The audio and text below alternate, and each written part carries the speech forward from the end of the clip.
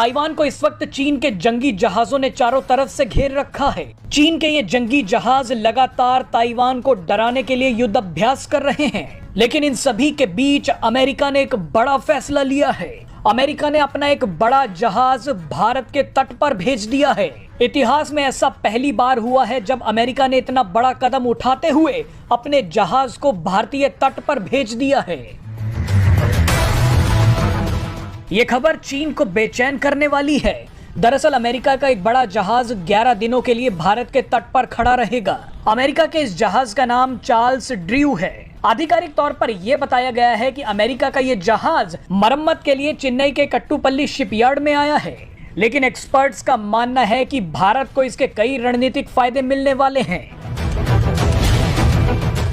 America का ये जहाज भारत ऐसे समय पर पहुंचा है जिस वक्त चीन और ताइवान के बीच विवाद चरम पर है। अब इसे संयोग कहिए या प्रयोग, लेकिन इसके कई बड़े मायने निकाले जा रहे हैं। चीन को इस वक्त सबसे ज्यादा डर भारत और अमेरिका की नजदीकी से ही है। चीन जानता है कि भारत और अमेरिका का इस तरह से नजदीक आना उसके लिए परेशानी खड़ी कर सकता है। चीन इसलिए भी परेशान है कि आने वाले समय में भारत और अमेरिका की सेनाएं उत्तराखंड में एलएसी के पास एक बड़ा युद्ध अभ्यास करने जा रही हैं। और अब इन सभी के बीच अचानक भारत के तट पर अमेरिकी जहाज का पहुंचना साधारण घटना तो बिल्कुल भी नहीं है। आपको जानकारी दे दें कि अमेरिका का ये जहाज अमेरिकी नौसेना को हिंद प्रशांत क्षेत्र में जंगी बेड़े के संचालन में अहम योगदान देता है। हिंद प्रशांत क्षेत्र वही इलाका है जहां चीन लगातार अपना दबदबा बढ़ाने की कोशिश कर रहा है।